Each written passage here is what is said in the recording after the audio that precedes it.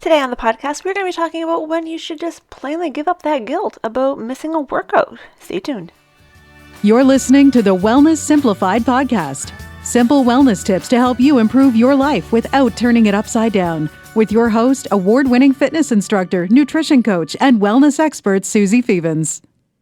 Welcome back to the podcast. Thank you so much for tuning in. In case you noticed there was no episode last week, that was not a mistake. That's just how life rolls out sometimes. And I took my own advice. If you are a longtime listener of the podcast, you'll have heard this on a number of occasions. But when your to-do list gets too long and you start to get overwhelmed, the best thing you can do is just circle the 2 or 3 things that absolutely must get done on that day and forget everything else. So that's what happened last week. I had too many things on my plate and I had to just prioritize what really needed to be done. And I'm sorry, y'all, but you got cut from the list. But you're back on the list this week, so don't cry for too long. And we're going to be talking about when it's okay and when you should let go of guilt about those missed workouts, and also when you should skip a workout, because man, there's a lot of bad information out in the world.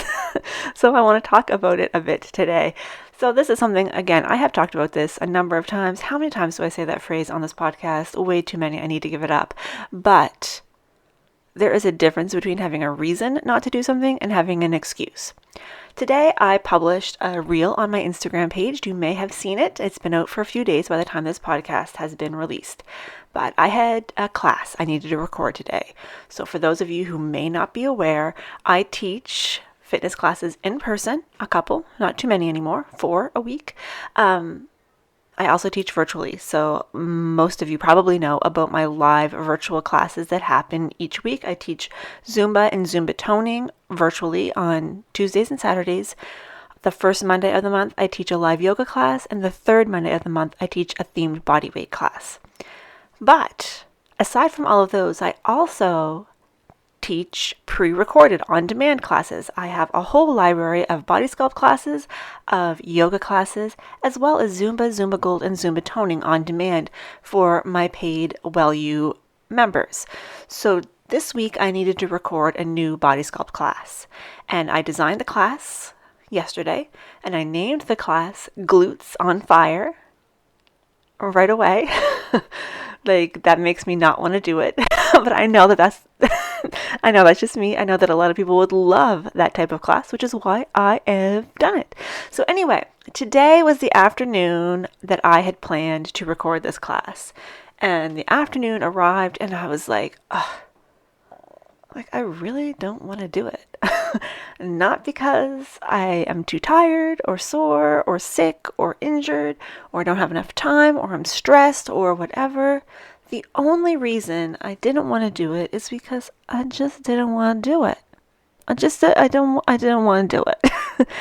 Now, my situation is of course different than the average person's because teaching fitness classes is my job. So in this instance, I was going to have to record this class this week because it is scheduled on next week's schedule. It needed to be done this week at some time. When I look at my schedule for this week, Tuesday afternoon was the best time for me to do it. That was going to allow me to do it without being overtired, without being stressed out about time management and all of that stuff. So when I looked at all the reasons why I didn't want to do it today, they didn't hold up. Just not wanting to do it wasn't going to cut it today, because if I didn't do it today, I was going to have to try and squeeze it in on Thursday afternoon when I already have an appointment in another class booked to record. I could do it on Saturday afternoon, but that's really supposed to be my weekend, so just not wanting to do it wasn't going to cut it. However, if I had slept really poorly last night and I was tired, I wouldn't have recorded the class. If I didn't feel good, if I had an upset stomach or a headache or something like that, I wouldn't have recorded it. If I didn't have the time, I had too many other pressing issues that were more important than that class, I wouldn't have done it. And if worse came to worse, I would readjust the schedule of classes for next week to allow myself more time to get that class done. That was not the situation I was in. I was in a situation where I just didn't want to do it because I didn't want to do it. And that was not going to cut it. In fact, I have a straight up rule that is, if I didn't sleep well, I don't exercise. Now, again, my situation is a little bit different because it's my job. So sometimes I have to do classes, live classes, when I don't want to. If I'm not sick, I will still teach a class if I'm tired, but I will modify the class so that it is less stressful on my body. Because that is a benefit of doing what I do, is I know how to change the intensity of a class, and I can tell my participants, and I often do, I'm not feeling great today. I am going to be using a lower intensity, but I want you to work out at the level that's appropriate for you. And I don't have to tell my participants, my clients, when there's something a little bit off with me. I don't have to validate. That's the word I'm looking for. I don't have to validate why I'm making a modification to the way I'm doing things. The reason I do share those things is because I want to remind them that they should and they need to do the same for themselves. If they are dealing with an injury, if they are dealing with anything and they are showing up, I want them to know that I want you to reduce your intensity. I want you to choose these other options. And I do that by modeling that when I'm in that situation myself. Arguably, if they're injured, they should just be staying home entirely. But there are times when someone might have a bit of an arm injury and they want to still come to class because they can still use their lower body. Especially in a Zumba class, you can just omit the upper body arm movements. I understand that. And when a class like Zumba is your big stress relief and one of the things of your highlights of your week, then I'm not going to take that away from you, but I want you to know that you need to modify things. And if you can't trust yourself to modify things because that is an issue, then you need to stay home. But I digress. I tell my participants, my clients, because I want them to know that they can do the same. So suffice to say, my situation is always going to be a little bit different because I have to do the things that I would probably otherwise tell you not to do. I'll never forget, there was a time that someone came to class and they were really pretty sick, and they were sick with a cold, and in this nowadays we would just be like, no, we don't want you and your coughing and sneezing here. You just straight up need to stay home. But this was pre-pandemic, and I was like, why are you here? Why did you come? And she said to me, I thought to myself, if Suzi were sick like this, she would still go. And I said, yeah, but it's my job. My income is 100% dependent on whether I can show up and do this or not. And when I do show up feeling under the weather, I modify things. And you're not going to modify things. So that was when I really made the conscious decision that anytime I'm not feeling great, I let my class know and I tell them what's going on so they know if they're in that same situation, what they should do. And I will say, if you felt like I feel right now, you should not be here. But because it's my job, I have to be. So we've gone on a whole digression here, me and my digressions. But I wanted to just say some of this is do as I say, not as I do, but not because I'm trying to be contradictory. It's just because of the position I've found myself in with my chosen profession. Anyway, back to reasons versus excuses. Being sick and recovering from a virus or a sickness or an injury or anything like that is not an excuse not to exercise. It is a reason not to exercise. And in fact, exercising when you are sick or recovering can slow your recovery. Now, there are times when you have something like just a head cold where your respiratory system is not being impacted and you're just all snotty. Again, we don't want you in our fitness classes right now. We don't want you there. If you have something that you can give us, whether it is COVID or the common cold, we don't want it. But you can do some gentle exercise if you have a head cold, and it can help clear your sinuses out, going for a walk, something like that. That actually can help. But a lot of times when people aren't feeling well, it is respiratory, it is coughing, it is things that impact your lungs, and just rest. Or If you really feel like you need to move, go for a walk.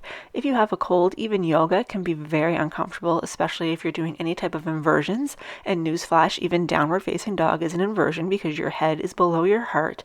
So you want to be really careful. Walking, honestly, is my go-to exercise to recommend to anyone who is coming back to exercise after being sick, after an injury, after having a baby, if they're just starting out. Any of these things, walking is such a great option unless you physically are unable to walk, which is some of the population. But in general, walking is your great first step. Not diving into some super intense workout. And I see this all too often on Instagram. Somebody saying, I was sick, I didn't want to work out, and I said, I'm just going to work out for 10 minutes. And if I still don't feel good, I will stop. Well, some of the problem with that is after about 10 minutes, you start getting some adrenaline, and sometimes you can feel better than you really feel, and then you pay for it later. So that sentiment has its uses, but it can also be misleading because you may quote unquote feel like you feel better 10 minutes in, but then after you're done, then you feel like you've been hit by a truck.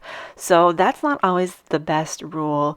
And I've also seen people who are doing really intense workouts late at night, very early in the morning, and they're not usually a morning person, squeezing all sorts of intense workouts in during times when they would be better off resting. And that's not to say that exercise isn't a form of stress release and a form of active recovery, depending on the intensity. But generally speaking, if you are stressed to the max, looking for a way to put an intense exercise regime on top of that is not going to be beneficial. You're just going to throw things even further out of whack. You know what would be great though? Going for a walk. Did you see that one coming? Of course you did. Going for a walk is so wonderful. But yes, what I want you to take away from this is to recognize the difference between a reason not to exercise and an excuse not to exercise. I, today, was experiencing an excuse, and my excuse wasn't even a very good excuse because it was, I don't want to do it. But had I not slept well last night and I was tired, that would be a reason not to exercise because I have to be very careful. I'm still in recovery for burnout and I can't push myself very hard right now. I have to be very, very mindful. You can't spend a decade in burnout and recover in a year while being a fitness instructor. Like, you have to be very, very careful.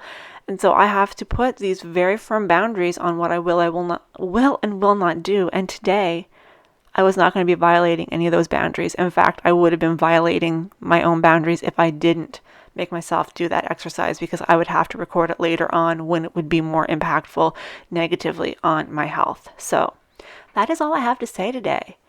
If you are worn out, tired, sick, injured, stressed, don't have the time, and you're feeling guilty about not exercising, just let it go.